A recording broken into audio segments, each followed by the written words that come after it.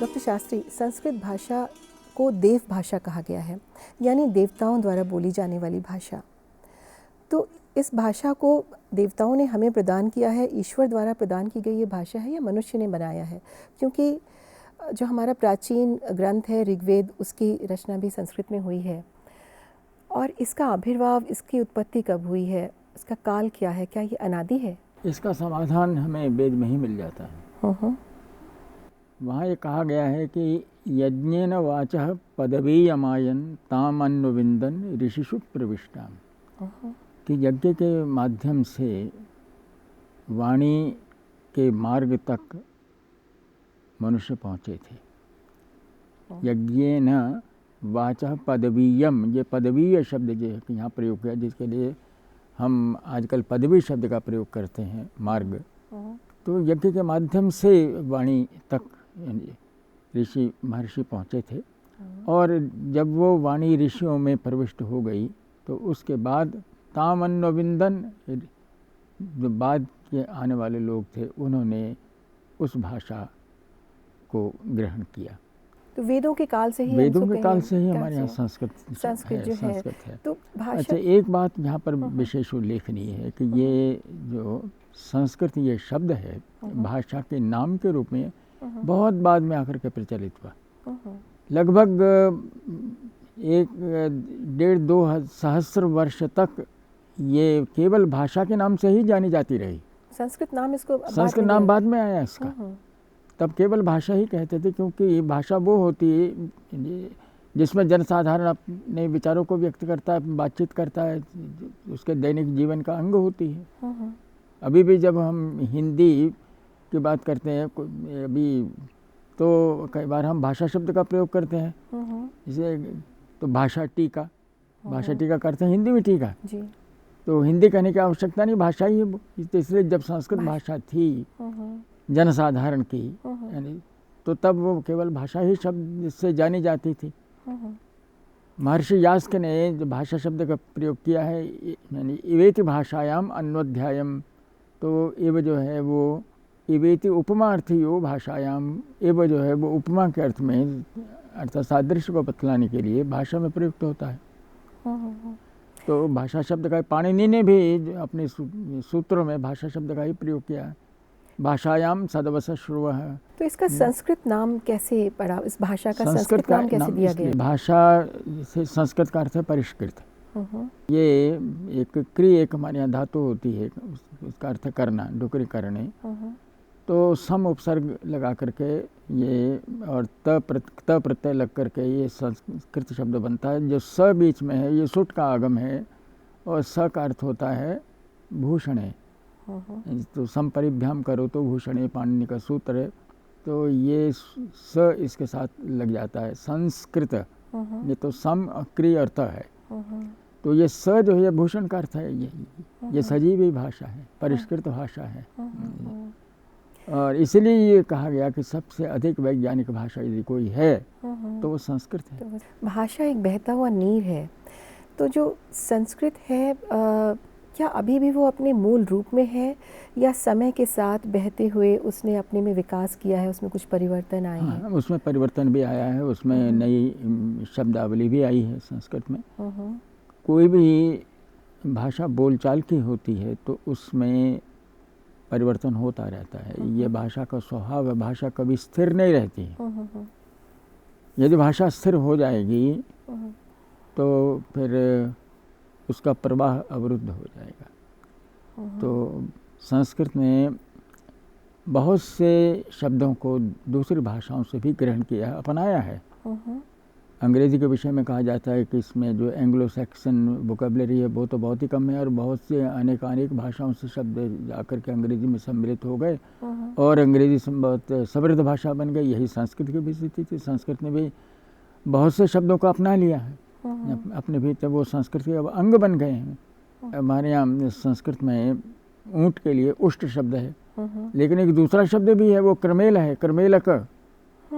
क्रमेलक कंटक जाल में, वो तो क्रमेलक जो कैमल, ये वही शब्द है। इंग्लिश से उसका उसमें तो वहाँ से वो शब्द आया तो हमने उसको अपना लिया।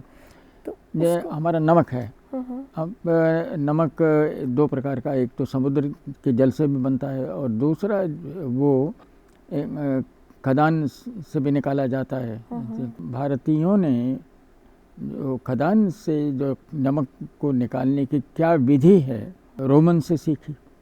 नमक की खदान है, उसके लिए संस्कृत का शब्द है रुमा।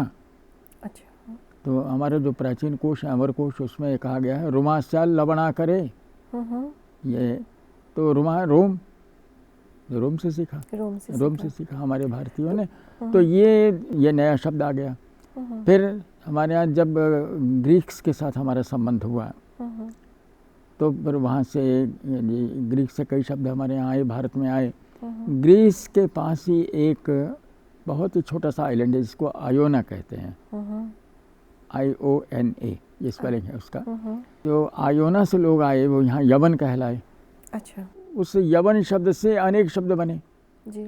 जैसे यवनों की लिपि, उनकी लिपि हमारी लिपि से भिन्न थी, तो उसके लिए हमें शब्द चाहिए था, तो हमने शब्द गढ़ा।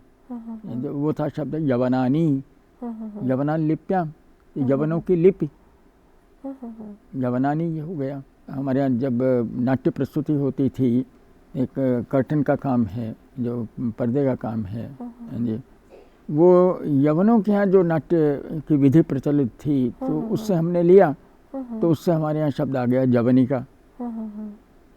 बहुत शब्द इस प्रकार के हैं। हमने मतलब वहाँ के शब्द लेके संस्कृत ने उसकी जो ध्वनि है और व्याकरण हमने संस्कृत के हिसाब से उसको अडेप्ट किया धीमे करके, और उसके बाद में उसको संस्कृत में सम्मिलित कर दिया गया, और वो संस्कृत भाषा जो है इस तरीके से एनरिच होती गई।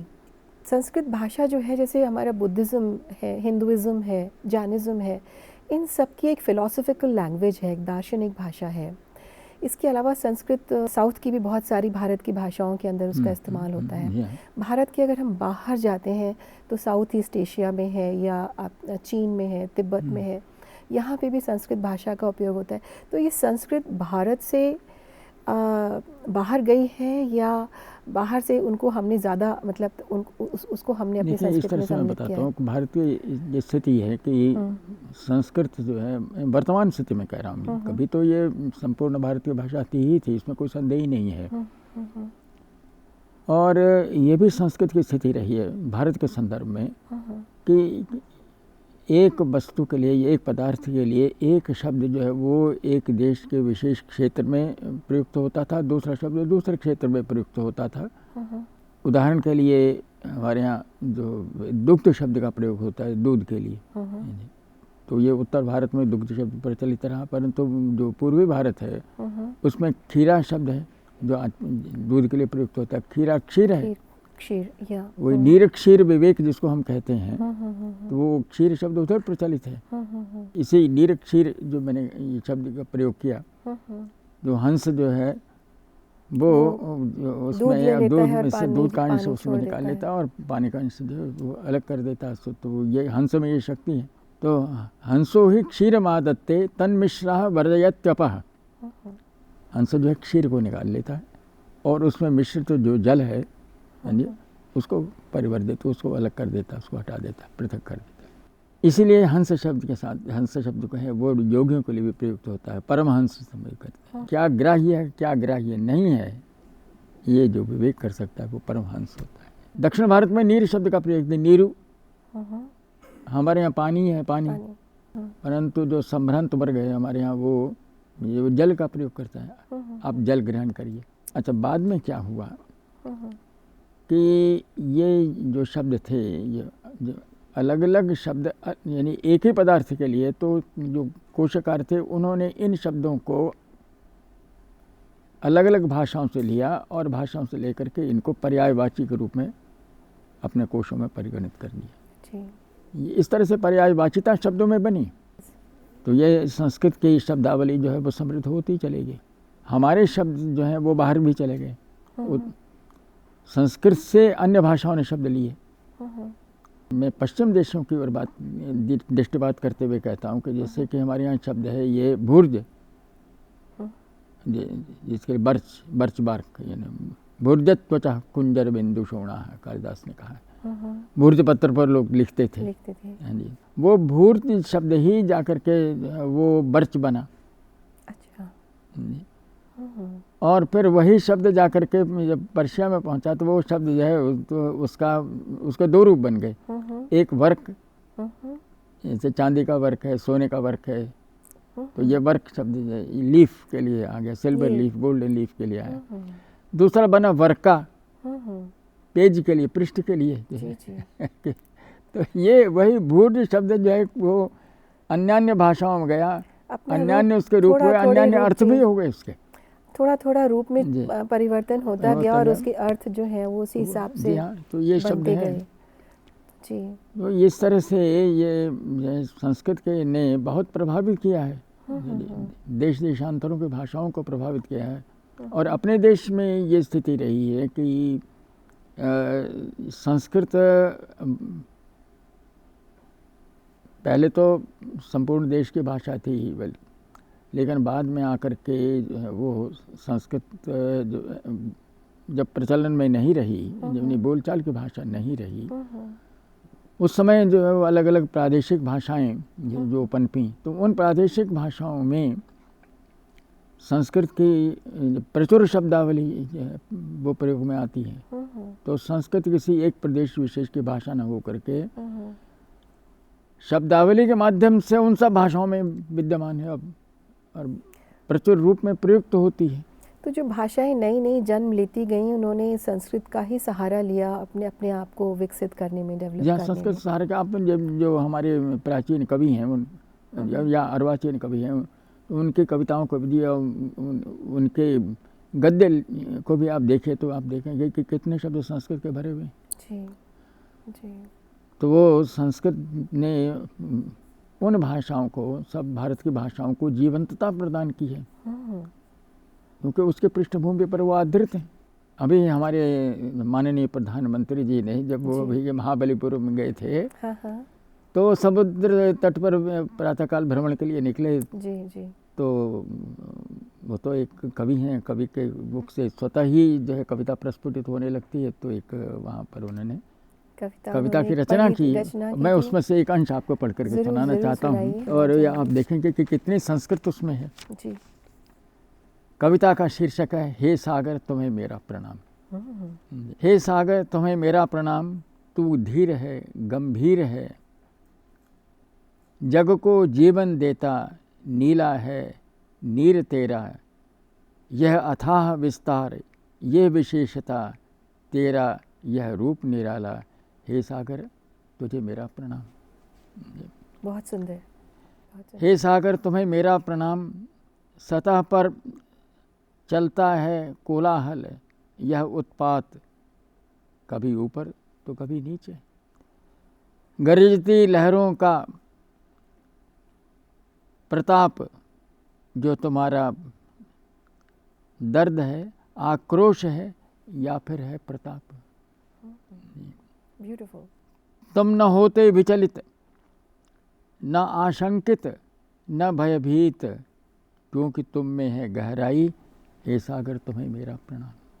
बहुत सुंदर। क्या सुंदर संस्कृत, बहुत क्या सुंदर संस्कृत के शब्द का प्रयोग है, और भाषा में कितनी गंभीरता है। जी। भावों में भी।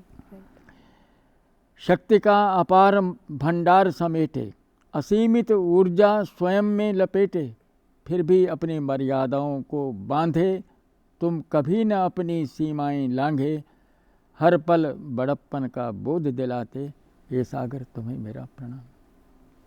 ब्यूटीफुल। तू शिक्षा दाता, तू दीक्षा दाता, तेरी लहरों में जीवन का संदेश समाता, न वाह की चाह न पनाह की चाह, बेपरवाह सा यह प्रवास, हे सागर तुम्हें मेरा प्रणाम। चलते चलते जीवन संवारती, लहरों की दौड़ तेरी, न रुकती न थकती, चरई बेती का मंत्र सुनाती, निरंतर सर्वत्र यह यात्रा अनवरत, यह संदेश अनवरत, ये सागर तुम्हें मेरा प्रणाम। कितनी संस्कृत, बहुत सुंदर, बहुत संस्कृत है, और बहुत लहरों में उभरती नई लहरें, विलय में भी उदय, जन्म मरण का क्रम है अनूठा, यह मिटाती मिटाती तुम में समाती, पुनर्जन्म का एहसास कराती। हे सागर तुम्हें मेरा प्यार। भावों अद्भुत की कविता कितनी- है, अद्भुत कविता कितनी है। गहनता है और उसका कारण और संस्कृत भाषा की भावोद्रेक से लिखी हुई, भावोद्रेक। अंतस्तल से लिखी हुई है। अंतस्थ। आपने भी तो बहुत कुछ लिखा है, कोई संस्कृत की कोई अच्छी कविता अगर इस समय आपको इस तो ये संदर्भ में- मैंने तो अपना लेखन का कार्य हम्म, जब मैं अभी कोई 11 ही वर्ष का था तभी प्रारंभ कर दिया था। जी जी। 11.5 वर्ष की अवस्था में मेरी पहली कविता प्रकाशित हो चुकी थी। तो उन दिनों में जयपुर से एक संस्कृत पत्रिका निकलती थी, संस्कृत रत्नाकर नाम की, उसके यशस्वी संपादक थे महामोपाध्याय भट्ट मथुरनाथ शास्त्री। उन्होंने संपादकीय टिप्पणी में मेरी कविता के शीर्षक के नीचे लिखा कि यह कविता एक 11.5 या 12 वर्ष के बालक ने लिखी है। अच्छा। और उस पत्रिका में कविता का स्थान पा जाना बहुत बड़ी बात थी। उस अवस्था में इतनी कम उम्र में भी मैंने एक पद्य लिखा जी। जो पद्य की रचना की, तो वो मत्तमयूर छंद में थी और मत्तमयूरों का वर्णन मैंने किया उसमें। मैं सुनाता हूँ आपको जी। रम्ये रण्ये सप्रमदं काममटन्तो मन्द्रध्वानान् वीक्षपयोदान् दिविरम्यान् नर्तं नर्तं चारुकलापः मुदमाप्ताः रुरुयन्ते मत्तमयूरः अविरामम्। मत्तमयूर छंद भी है, उस मत्तमयूरों का वर्णन इसमें है। तो इसे एक अलंकार है जिसे मुद्रा अलंकार कहा जाता है। जब मैं थाईलैंड में गया तो मैंने एक लघु काव्य की रचना की थी। अच्छा। प्रसंग ये है कि मैं एक दिन वहाँ नेशनल लाइब्रेरी में गया, तो वहाँ जो मैन्युस्क्रिप्ट डिवीज़न के हेड थे, मुझे नाम अभी भी याद है उनका, प्रोफेसर छूसक दीप यगसोन। तो मैंने उनसे कहा, मैंने कहा कि आपके यहाँ इस ग्रंथ संग्रह में कोई थाई देश पर कोई ग्रंथ है, चाहे वो मुद्रित रूप में या पांडुलिपि रूप में? तब उन्होंने कहा कि नहीं, हमारे यहाँ नहीं है। अच्छा। तब उन्होंने कुछ मुस्करा करके कहा कि professor why don't you right one. मैं उनसे मिल करके घर वापस आया तो उसी दिन मैंने 5 पद्यों की रचना की। अच्छा। और दूसरे दिन वो कक्षा थी, क्योंकि थाई देश में मैंने वहाँ के महाराज कुमारी को पढ़ाया, तो वहाँ की स्थिति यह है कि 2 घंटे तक कक्षा चलती है, 9 से 11, 11 से 1, इस तरह की। हमारे यहाँ की तरफ से वो पीरियड नहीं है 45 मिनट का या 50 मिनट का। अब 2 घंटे तक जब लगातार कक्षा चलेगी तो निश्चित ही है कि पढ़ाने वाला थकेगा नहीं थकेगा, लेकिन विद्यार्थी अवश्य थक जाएगा। सुनने वाला जरूर थक जाएगा। उसको अपने विषय को भी समझना है, भाषा को भी समझना है। तो जब कक्षा समाप्त हुई तो मैंने महाराज कुमारी से कहा, मैंने कहा कि यदि आप थकी न हो, मैंने आपके देश पर 5 पद्यों की रचना की, मैं आपको सुनाना चाहता हूँ। तो कहनी आप सुनाइए। तो मैंने एक वो उनमें से कुछ पद्य सुनाए उनको, तो उनमें से 1-2 पद्य मैं यहाँ भी सुनाता हूँ। हाँ, ज़रूर ज़रूर, प्लीज़ सुनाइए। पहला ही पद उसका इस तरह का है। आग्नेय भूमंडल मध्यवर्ती पारम समृद्धे परम अभ्युपेतः। तो ये आग्नेय शब्द का मैंने प्रयोग किया यहाँ पर। जी जी। तो आग्नेय ये दक्षिण पूर्व के लिए, ये वहाँ पर जो है आग्नेय शब्द चलता है। आग्नेय आगे आप दक्षिण पूर्व एशिया तो हमारे यहाँ है। यदि आपको वहाँ पर कहना हो कि साउथ ईस्ट एशिया, तो थाई भाषा में कहेंगे आसिया आग्नेय। आसिया आग्नेय। हाँ, आसिया एशिया के लिए आग्नेय आग्नेय शब्द है। आग्नेय शब्द है। यहाँ यदि हम यहाँ आग्नेय शब्द का प्रयोग कर रहे हैं तो कोई समझेगा, लेकिन वहाँ ऊपर चले दिशावाची जितने भी शब्द हैं वहाँ, वो सब संस्कृत के हैं। जैसे पूर्व दिशा है तो पूर्वफा, पश्चिम है तो पश्चिम, दक्षिण है दक्षिण, उत्तर है तो उदौन। ये और जो इसी तरह से दिगंतराल हैं उनके लिए भी वहाँ संस्कृत के ही शब्द हैं। दक्षिण पूर्व के लिए मैंने बताया अभी आग्नेय शब्द है। इसी तरह से उत्तर पूर्व कहना हो, नॉर्थ ईस्ट कहना हो, तो ईशान, ईशान शब्द है ईशान शब्द है जो यहाँ प्रयुक्त होता है। जो यहाँ प्रयुक्त तो ये एक संस्कृत का एक बड़ा विशाल व्यापक क्षेत्र है। इसने संस्कृत ने सबको प्रभावित किया है, देश देशांतरों की भाषाओं को प्रभावित किया जी है। जी। तो संस्कृत भाषा में जैसे हमारे देश इतना ही नहीं, मैं एक और आपको एक बात बताने जा रहा हूँ जो बड़ी, कि संस्कृत ने तो एक देश को अपना नाम ही दे दिया। नगरों की तो बात ही अलग है, वो तो अब चर्चा करेंगे ही। एक देश को नाम दे दिया। जब भारतीय यहाँ से बाहर गए तो वहाँ जाकर के एक देश में उन्होंने अपना एक शिविर बना दिया, एक कैंप बनाया, वहाँ रहने लगे। और बाद में उस देश का नाम ही शिविर पड़ गया, साइबेरिया। साइबेरिया विशुद्ध संस्कृत शब्द है, शिविर, शिविर शिविर है। आपने रामायण भी लिखी है, आप साउथ ईस्ट एशिया गए हैं, तो कुछ उसके किस तरीके से हमारी संस्कृति ने और देशों को प्रभावित किया है? थाई देश में मैंने इन्हें बहुत वर्ष बिताए जी। और लेकिन वहाँ रहते रहते मैं आसपास के देशों में भी गया। तो थाई देश में जो मैंने संस्कृत मूलक शब्दावली को साक्षात किया तो उससे मैं अभिभूत हो गया और मेरे ये जीवन का एक लक्ष्य बन गया, दक्षिण पूर्व एशिया में संस्कृत मूलक शब्दावली। एक विशाल ग्रंथ की मैंने रचना की है, लगभग 720 पृष्ठ का A4 साइज का वो ग्रंथ है, यानी वो Sanskrit based words in the languages of South East Asia. चकित हो जाता है व्यक्ति देख करके किस तरह से संस्कृत वहाँ समाई हुई है, भारतीय संस्कृति समाई है। एक संस्मरण यहाँ प्रस्तुत करना चाहता हूँ कि जब मैं पहुँचा था तो वहाँ के राज परिवार की, वहाँ उन्हें भी राजकुमारी कहा, प्रिंसेस ही कहा जाता है, वो उन्होंने अपने यहाँ मुझे एक दिन एक संध्या के लिए निमंत्रित किया, जलपान आदि के लिए जी। तो जलपान का कार्यक्रम जब समाप्त हो गया तो कहने लगे, professor come let me show you know my palace. तो वो पैलेस दिखाने के लिए मुझे ले गई। तो एक दीवार पर कोई लिपि अंकित थी। तो मैंने कहा, your royal highness what is this? तो कहने लगे, मुझे पता नहीं क्या है, ये बहुत समय से है, ये सब इंस्क्राइब्ड है, क्या है। तब मैंने थाईलैंड की प्राचीन लिपियों को सीखना प्रारंभ किया था जी। तो मैंने पढ़ने का प्रयास किया, जैसे एक नवशिक्षित व्यक्ति ने एक एक अक्षर को पहले पढ़ता है, फिर किसी शब्द तक पहुंचता है। तो मैंने जब पढ़ा तो उसमें लिखा हुआ था ओम सिद्धम।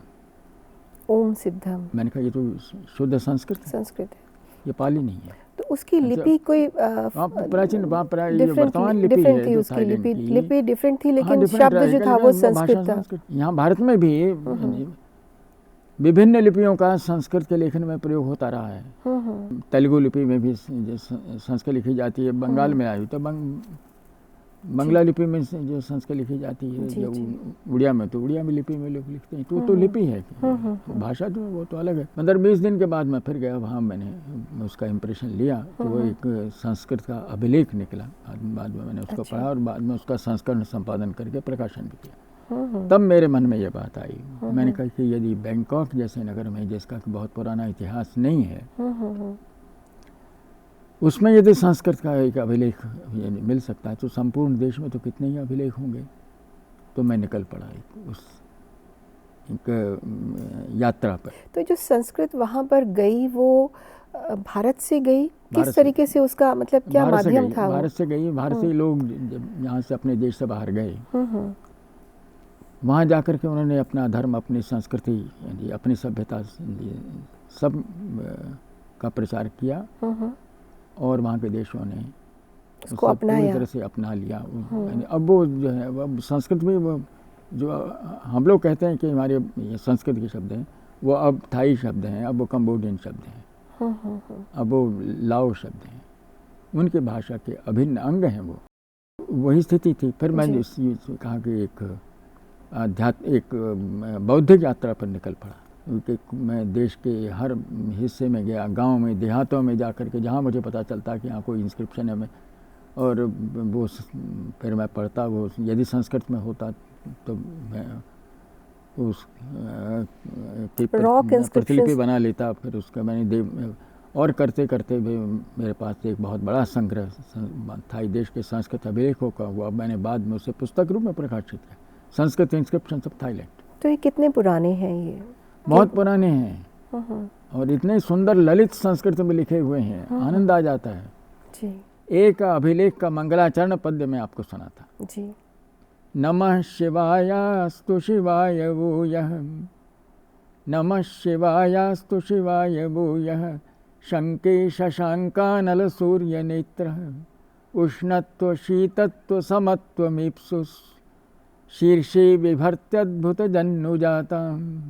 इसमें यह कहा गया है नमः शिवायास्तु शिवाय भूयः, शंके शशांकानल सूर्य नेत्रः। इसमें उत्प्रेक्षा कवि जो है कल्पना करता है कि भगवान ने, शिव ने अपने सिर पर गंगा को क्यों धारण किया।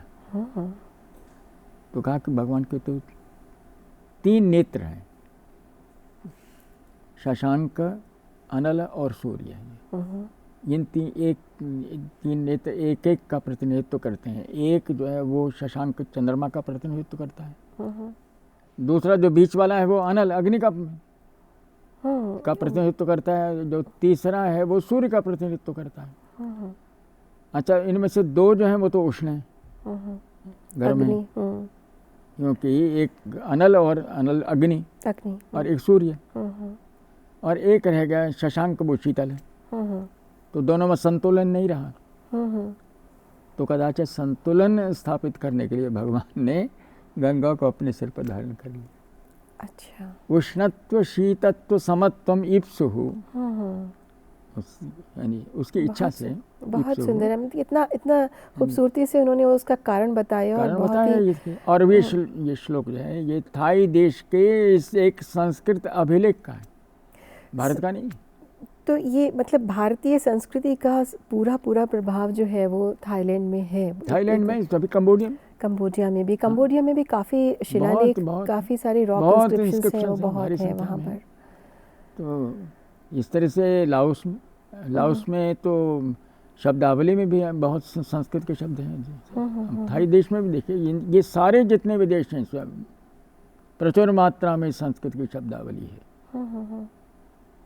जब मैंने वहाँ पर थाई धरा पर पांव रखा तो आधी रात का समय था जब हमारी फ्लाइट पहुँची।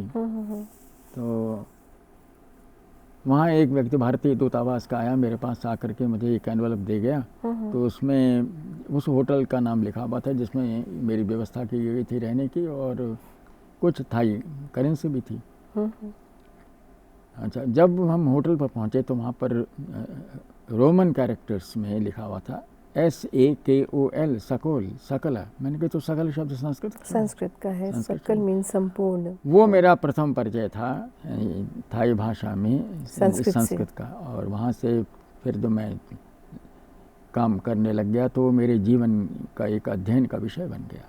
पहले तो थाई देश के संस्कृत बोलक शब्दावली और फिर संपूर्ण दक्षिण पूर्व एशिया के भाषाओं की शब्दावली। मैंने वर्षों परिश्रम किया इस विषय पर। आपने रामायण पर भी बहुत कुछ लिखा है, तो रामायण का क्या प्रभाव है? आजकल मेरा जो एक प्रोजेक्ट चल रहा है वो प्रोजेक्ट इसी पर है, रामायण इन साउथ ईस्ट एशिया। वो अनेक भागों में प्रकाशित होगा, 7 भाग में होगा। तो जो रामायण है वो मूल रूप से जो भारत में रामायण लिखी गई है उससे बहुत भिन्न है। तो उसमें वो भिन्नता का कारण क्या है? मतलब जो एक कर्नल ऑफ द स्टोरीज हम कह सकते हैं, तो वो तो वही है जो भारत की है, लेकिन उसके साथ कितने आख्यान उपाख्यान उसके साथ आकर के सम्मिलित हो जाते हैं। जैसे तो आख्यान उपाख्यान ये बहुत है, वो उनके भी मूल जो है मैंने वहाँ पर भारत में ही तलाश किए हैं। अच्छा, उसके मूल भारत के ही समझते रहे कि ये शायद स्थानीय लोगों की देन है। मैंने उनके मूल को अपने विस्तृत अध्ययन के द्वारा जो है वो भारत में तलाश कर लिया। अच्छा। अधिकांश को तलाश कर लिया। तो वो जो आख्यान उसमें जोड़े गए हैं उसका जो मूल है वो भारत से ही मैंने तलाश किया, जिसको आज तक किसी ने किया नहीं, कि पहली बार मैंने काम किया है। उसका मूल, उसकी वो जो वो उसमें हमारे स्टोरीज लोक है। कथाओं में भी हैं, जो जैन और बौद्ध ग्रंथों में भी मिलते हैं, तो उन सब की धाराएं आकर के जो इस राम कथा में सम्मिलित हो गई हैं और इसका एक बड़ा विशाल और व्यापक स्वरूप बन गया।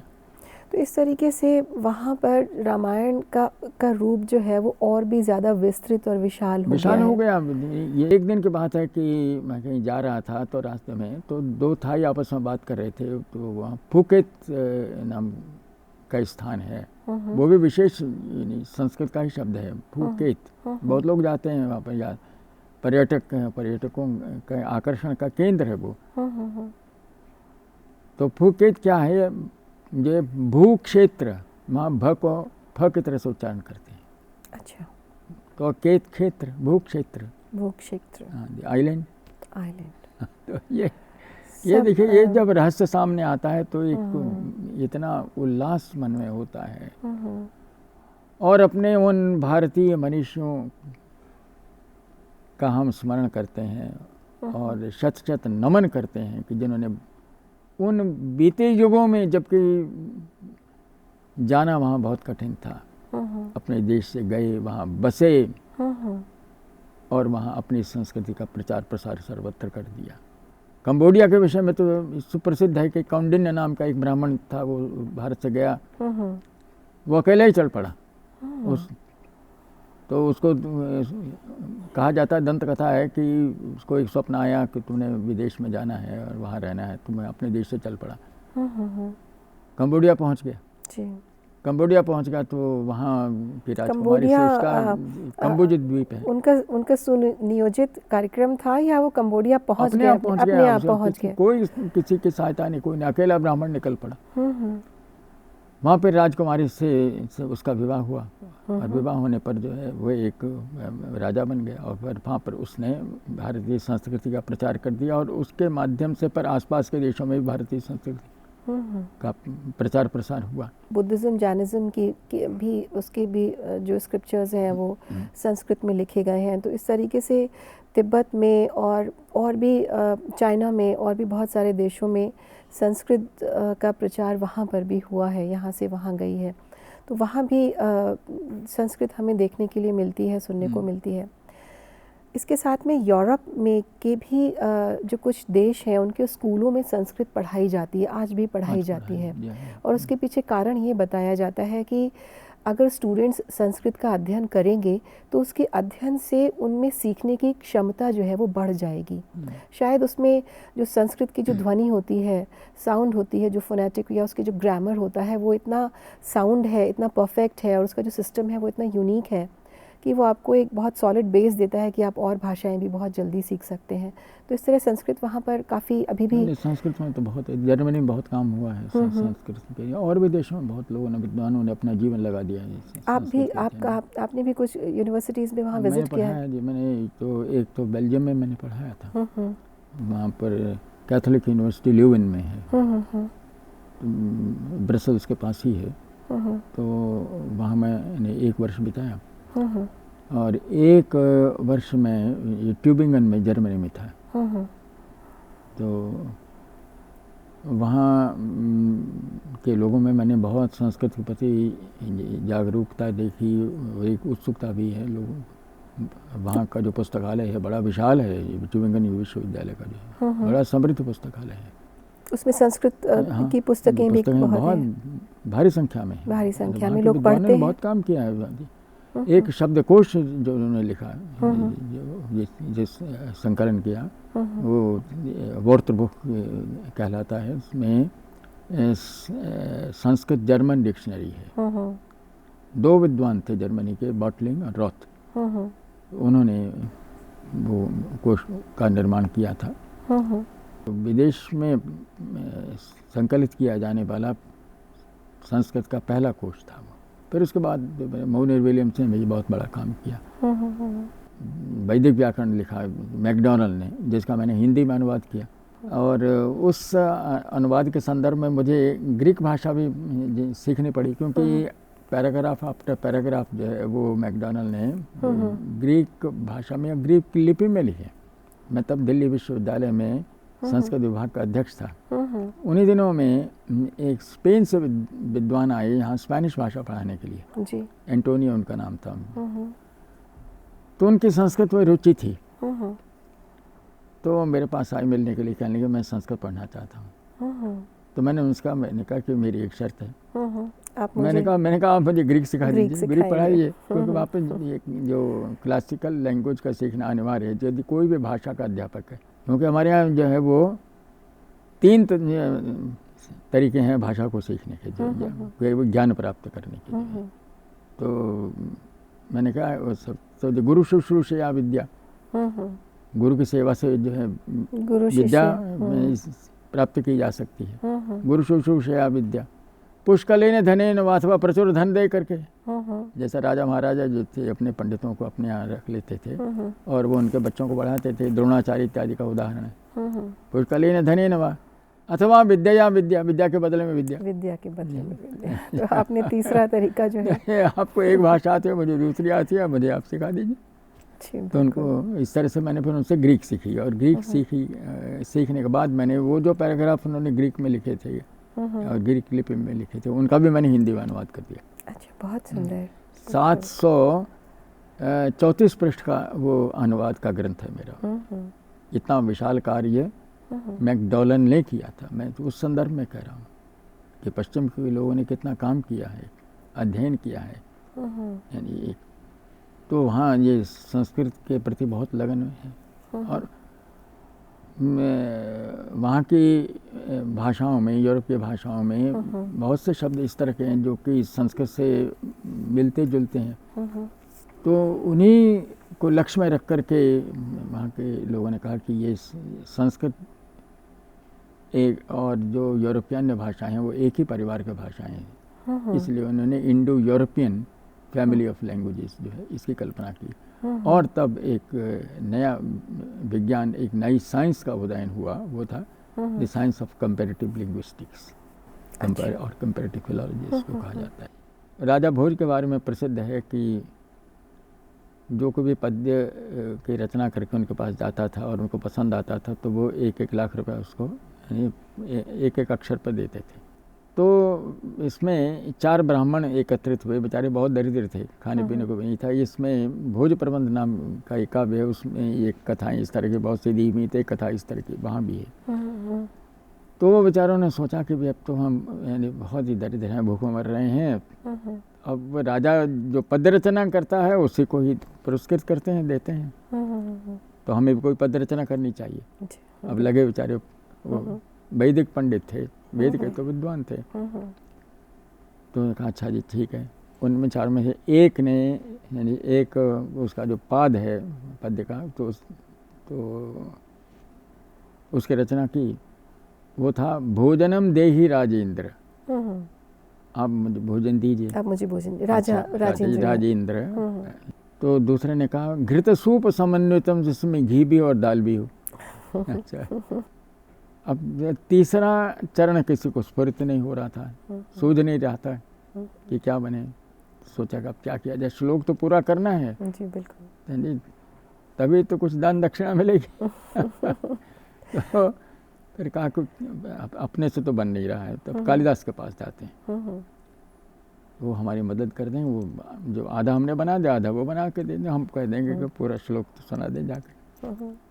कालिदास के पास गए कि महाकवि हमारी आप सहायता कीजिए। जी, बिल्कुल। तो कहा आपने क्या लिखा? उनका सब ये लिखा है कि भोजनम देहि राजेंद्र घृतसूप समन्वितम। जैसे कालिदास ने कहा माहिषंच शरद चंद्र चंद्रिका धवलम दधी, भैंस के दूध का दही जो शरतकालीन चंद्रमा की चांदनी के समान धवल वर्ण का है, धवल श्वेत वर्ण का। माहिषंच शरद चंद्र चंद्रिका धवलम दधी। उन्होंने पंडित प्रसन्न हो गए, श्लोक पूरा हुआ, महाराज के पास पहुंच गए। तो महाराज से कहने लगे कि महाराज हमने तो एक श्लोक की रचना की है। तो कहा हाँ सुनाइए, तो सब सुना दिया। प्रसन्न हो गए, महाराज ने जो दक्षिणा देनी थी दे दी। कुछ समय के पश्चात वो तो पंडित तो चले ही गए थे, तो कालिदास जी आए उनके पास, महाराज के पास। तो महाराज ने कहा आपने बहुत अच्छा किया, आपने उन दरिद्र ब्राह्मणों की सहायता कर दी। अच्छा वो तो समझ महाराज गए कि आपको कैसे पता चला? वो समझ कि वो जो गए। पद्य का जो उत्तरार्थ था उसने बता दिया। यदि था सकिना। भोजनं देहि राजेंद्र घृतसूप समन्वितम माहिषं च शरच्चंद्र चंद्रिका धवलम दधि। ये कालिदास की रचना हो सकती है। बाण भट्ट के साथ भी यही हुआ। बाण भट्ट की कादंबरी अपूर्ण रह गई। अब उनका अंतिम समय जब आने लगा तो उनके 2 पुत्र थे। तो उनसे एक वैयाकरण था और एक वो साहित्यिक था। तो दोनों को उन्होंने अपने पास बुलाया। कहने लगे सामने पेड़ है ना, दिखाई दे रहा है, ये बिल्कुल सूखा हुआ है, तो इसका वर्णन करो। तो पहले वैयाकरण को कहा। वैयाकरण ने कहा शुष्को वृक्षस्तिष्ठत्यग्रे।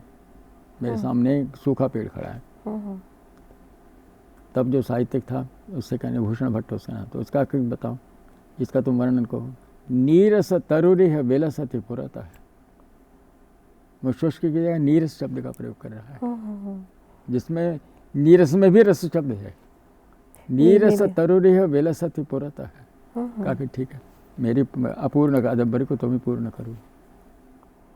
हाँ, क्योंकि वो उसमें भाव, उसमें उसकी जो उसका भाषा में भाषा में जो सरसता है, वो सरसता, सरस ही रहता है। देखिए ये एक, देखिए हम कहते हैं कि साक्षरो विपरीतश्चेद राक्षसो भवति ध्रुवम।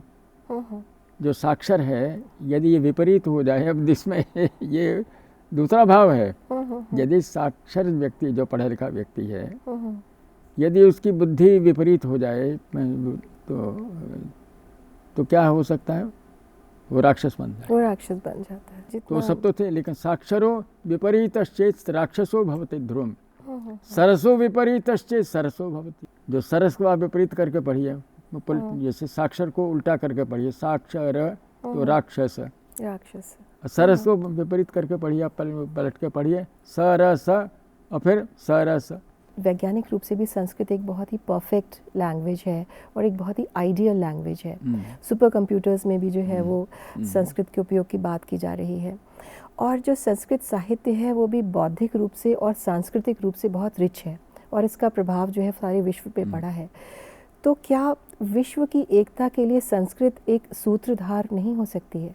संस्कृत के माध्यम से हम विश्व में एकता का प्रयास कर सकते हैं, क्योंकि भाषा एक बहुत बड़ा प्रबल साधन होता है। और जब हम देखते हैं कि हमारे शब्दों का प्रयोग हो रहा है वहाँ, तो कितनी निकटता आ जाती है। तो ये, मैं एक बार कुआलालंपुर जा रहा था, बैंकॉक से बाय ट्रेन मैंने यात्रा की। तो उसमें जाने से पूर्व मेरे एक मित्र ने कहा कि आप जा रहे हैं वहाँ, अपरिचित देश है। तो मेरे एक मित्र वहाँ हैं, यदि कोई आवश्यकता पड़े, सहायता यदि आपको लेनी पड़े, तो मैं उसका नाम और पता एक कागज़ पर लिख कर आपको दे देता हूँ, तो आप उससे संपर्क कर लीजिएगा। मैं जिस ट्रेन में यात्रा कर रहा था, तो उस ट्रेन के कंडक्टर को मैंने वो कागज़ दिखाया, उस पर लिखा हुआ था उत्तरलोम, उस व्यक्ति का नाम और उत्तरलोम। तो अब मैं जानना चाहता कि उत्तरलोम जो है वो किसी लोकेलिटी का नाम है या किसी सड़क का नाम है, ये क्या है? तो मैंने उससे कहा कि उत्तरलोम क्या है? तो देख कर कहना, uttar is a Malaysian word which means north. North, अच्छा। इतना हम वहाँ पे उत्तर इज, मुझे बता रहा है ये समझ करके शायद उत्तर शब्द को मैं नहीं जानता हूँगा, तो uttar is a Malaysian word. And I said, you know, if our entire vocabulary could be called as Malaysian or Thai or Lao, and nothing more can please me. Sir, Mirza Ismail ने कहा है कि यदि इस देश की जनता का रोज़मर्रा के जीवन से संस्कृत का तलाक हो जाएगा तो लोगों के जीवन से रोशनी चली जाएगी। भारत में आज भी संस्कृत एक स्पोकन लैंग्वेज के रूप में इस्तेमाल नहीं की जा रही है, क्या कारण है? देखिए, वो हमें एक अवसर था वो खो दिया। जब हमारा संविधान बन रहा था उस समय ये बात आई थी कि संस्कृत को वो राष्ट्रभाषा बना दिया गया। तो अगर उस समय बना दिया गया होता तो बहुत सारी जो समस्याएं बाद में पैदा हुई वो ना होती। क्योंकि संस्कृत सभी को स्वीकार्य है, क्योंकि सभी में संस्कृत की सब जगह शब्दावली, संस्कृत की संस्कृत शब्दावली की है, यही तो तो वो सबसे विशेषता ज़्यादा है। एक्सेप्टेबल सबसे ज़्यादा सबसे होती है, ज़्यादा और वही वो तो फिर उन शब्दों को तो प्रयोग कर रहे हैं। तो आजकल संस्कृत को थोड़ा सा मुश्किल माना जाता है, तो उसको उसके सरलीकरण के मुश्किल ऊपर जो है बात ये की जा रही है, कुछ केवल सरल बनाया जाए इससे, एक जिससे कि उसको लोग ज़्यादा धारणा की बात है ये। लोग यानी जर्मन सीख सकते हैं, वो मुश्किल नहीं है। हमारे यहाँ यदि ये रूप है भवति भवता भवंती इत्यादि, वो उनको सीखना पड़ जाए तो उनको कठिन लगता है, और वहाँ पर त्रिंक त्रिंक स्त्रिंकन ये वो उनको कठिन नहीं लगेगा, कठिन नहीं है ना। तो वो उसको अपनाएंगे, वो ठीक है सीख लेंगे। लेकिन संस्कृत की जब बात आती है तो ये कठिन है, ये सब बात कहने लग जाते हैं। तो इस संस्कृत को सरल नहीं बनाया जाना चाहिए, जो उसका मूल रूप है उसी में ही उसको अब सरल तो ठीक है कि आप देखिए, सरल ये है कि जहाँ तक हो सके मेरा सुझाव है कि पहले बच्चे को उन शब्दों से परिचित कराना चाहिए संस्कृत के, जो कि संस्कृत मूलक है। हमारे पिताजी एक परिहास में कहा करते थे कि यदि हम ये कहें कि गाय जंगल में घास खा रही है, तो हम इस तरह से भी कह सकते हैं गऊ जंगले घासन खा देती। ये भी संस्कृत है, ये भी संस्कृत है। तो इसके लिए अब मैं पानी पीता हूँ, हम पानीयम पीवामी, पानी ये शब्द है, तो बच्चा ये देखता है कि पानी, तो मैं तो अपनी हिंदी में भी इस शब्द का प्रयोग कर रहा हूँ, और यही संस्कृत है। कोई बहुत पीवामी ज़्यादा पीता हूँ, कोई बहुत ज़्यादा अंतर नहीं है, अंतर नहीं है। तो पहले उन शब्द, हम पहले वारी सिखाने लगते हैं बच्चों को, वारी वारिणी वारिणी, वो शब्द अभी जब कुछ और सीख जाए, प्रगति कर जाए, तो उसके बाद और अन्य अन्य शब्द भी वो सीखे, उनके रूप चलाना भी सीखे। तो पहले वो अपनी मातृभाषा में जो संस्कृत मूलक शब्द प्रयुक्त हो रहे हैं, उन शब्दों से पहले परिचय कराना चाहिए, फिर उनके विभक्तियों के साथ उनका प्रयोग या क्रियापद के रूप में उनका प्रयोग है वो सीख जाएगा। इसी तरह से भाषा सीखी भी जा सकती है। संस्कृत को क्या आप भविष्य की भाषा के रूप में देखते हैं? मुझे तो लगता है कि कभी भी देर नहीं है, जब हम लोगों में यह भावना जगेगी कि हमने अपनी अस्मिता को पुनर्जीवित करना है, तो हम संस्कृत की ओर उन्मुख होंगे। हमारा तो विशाल ज्ञान का भंडार है, वो संस्कृत में है। संस्कृत में क्या नहीं है, ज्ञान विज्ञान है संस्कृत में। संस्कृत में ये जो हमारे सारे ग्रंथ हैं, जो हमारे एस्ट्रोनॉमी के, एस्ट्रोलॉजी के, मैथमेटिक्स के, फिजिकल साइंसेस के, एग्रीकल्चर साइंस के ऊपर जो हमारे ग्रंथ हैं, कृषि शास्त्र है, कृषि पराशर है, और गार्डनिंग पर है, आर्किटेक्चर पर है। जब इतने बड़े बड़े नगर होते थे हमारे लाखों की संख्या में, तो उनके लिए सारी व्यवस्था होती थी, पानी की भी, सीवरेज की भी, तो सब तो व्यवस्था थी ना जी। तो ये हमारे जो ग्रंथ थे, तो उनके अध्ययन की आवश्यकता है। हमें अपने आप को तो पहचाने जी। हमें तो अपने आप को, विदेशों की ओर तो हम उन्मुख होते हैं, वहाँ का सब विज्ञान सीखते थे, अपने पास तो भंडार पड़ा। एरोनॉटिक्स पर 7 ग्रंथों का मैंने पता लगाया था। मैंने अपने जो संस्कृत कमीशन की रिपोर्ट दी है, उसमें मैंने 7 ग्रंथों का उल्लेख किया। हमारे यहाँ तो पुष्पक विमान की बात उस समय होती थी, तो था ही। उसके अतिरिक्त जो हमारे यहाँ इस तरह के वैमानिक शास्त्र, द साइंस ऑफ एरोनॉटिक्स पर ग्रंथ हैं।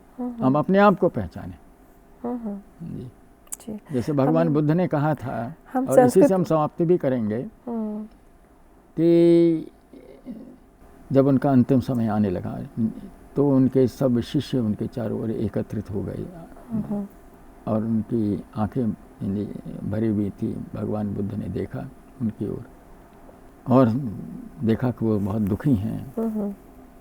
तो कहने लगे कि आप क्यों दुखी हैं? तो उनके एक शिष्य आनंद थे, जो उनके बहुत प्रिय शिष्य थे, तो उन्होंने कहा, भगवान आप विदा ले रहे हैं, आप हमारे लिए दीपक थे, आपसे हमें प्रकाश मिलता था, अब आप जा रहे हैं। तब भगवान बुद्ध ने कहा, अत्त दीपा होत, अत्त दीपा होत, आत्म दीपा भवत, अपने लिए स्वयं दीपक बन जाइए। आपको बाहर से प्रकाश लेने की आवश्यकता नहीं है, प्रकाश तो आपके भीतर है, आपके अंदर है। अपने आप को देखिए, अपने आप को पहचानिए। और यही उनके अंतिम शब्द थे। डॉक्टर शास्त्री, आपने हमें इतनी अच्छी हमारी आपसे बातचीत हुई, इतनी उपयोगी थी, इतनी नरिशिंग थी। आप हमारे इस प्रोग्राम में आए, इसके लिए आपको बहुत बहुत धन्यवाद। मुझे भी बहुत अच्छा लगा। वेदों में इस प्रकार के वाक्य मिलते हैं, जैसे मैंने मनुष्यों को कल्याणकारी वाणी दी। संस्कृत में विश्व का कल्याण है, शांति है, सहयोग है, वसुधैव कुटुंबकम की भावना है। संस्कृत एक विश्वव्यापी भाषा भी है। दुनिया के साथ जुड़ाव के रूप में केवल संस्कृत ही है जो एकता स्थापित कर सकती है। वह एकता का मंत्र है, मंत्र फॉर यूनिटी।